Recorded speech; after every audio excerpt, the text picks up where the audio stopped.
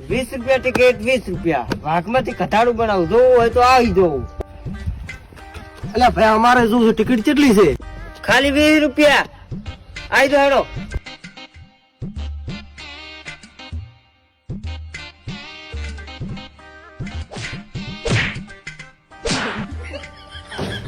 કોઈ જ્યાદા ને છાપડિયા પાડી જઈ. હા આ કેવું રહ્યું? એટલે આ મજા આવી ગઈ. મજા તમારે લાવું છે? હું જ ને. હરશું હું તો કહું રે. એ હારું ભાઈ.